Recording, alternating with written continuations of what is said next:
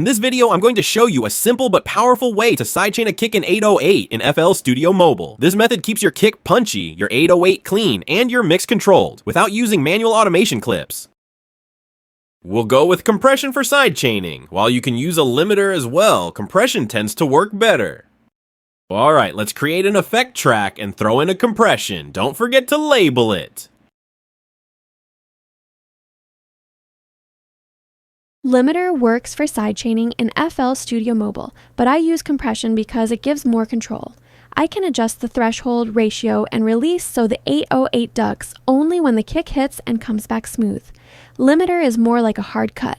Compression feels more musical. That's why I prefer compression over limiter.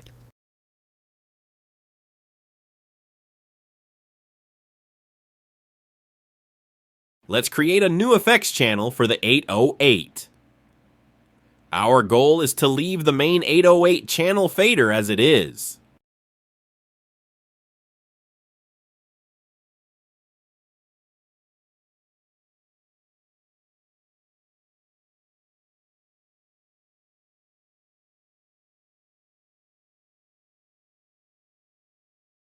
Make sure to send the kick channel to the compression channel, and don't forget to switch off the master switch.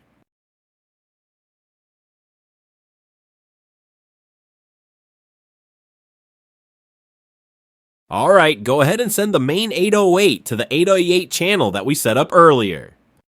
Ensure to deactivate the master channel switch.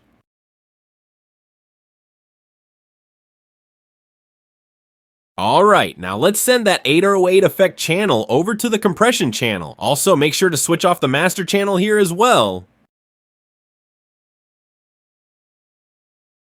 We've successfully linked the kick and 808 to the compression channel.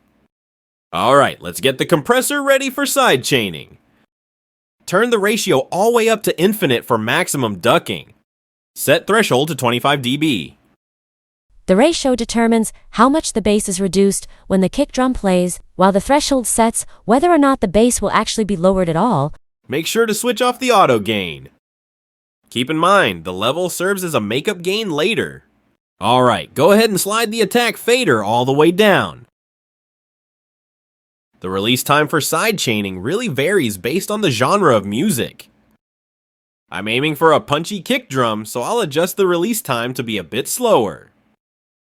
The ideal punchy kick range is 50–120 milliseconds, but it depends on your preference. Lower the volume on the 808 effect channel completely.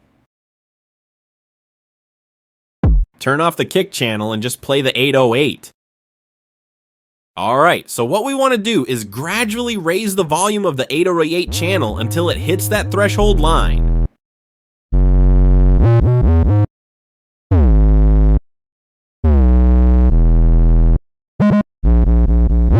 We've reached the threshold line, but our goal is to stay just under it. We want to maintain that volume right below the threshold. Keep in mind that the volume for the 808 channel should be set just below the threshold, not above it. This is what I mean below the threshold, which we're doing. Just like in a limiter, if you know. Adjust the 808 volume slider until you notice there's no gain reduction happening. Alright, we've got everything set up to make sidechaining work like a charm. The final thing we need to do is gradually adjust the makeup gain to align with the original 808 volume. Like I mentioned before, once you switch off the auto gain feature, the level acts like a manual gain adjustment. I'm trying to bring my original 808 volume back up to where it was, which was set at 10 dB by using the makeup gain to get it to that same level.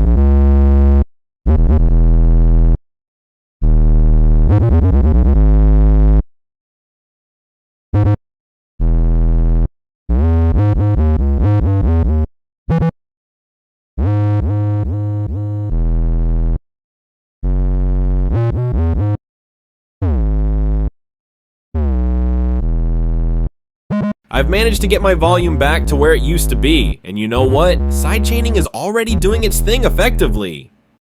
Now, let's hear it with the kick on.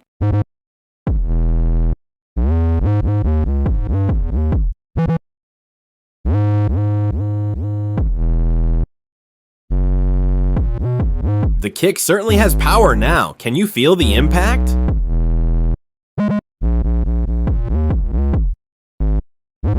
Let's hear this short drill track beat I made from the compression sidechaining.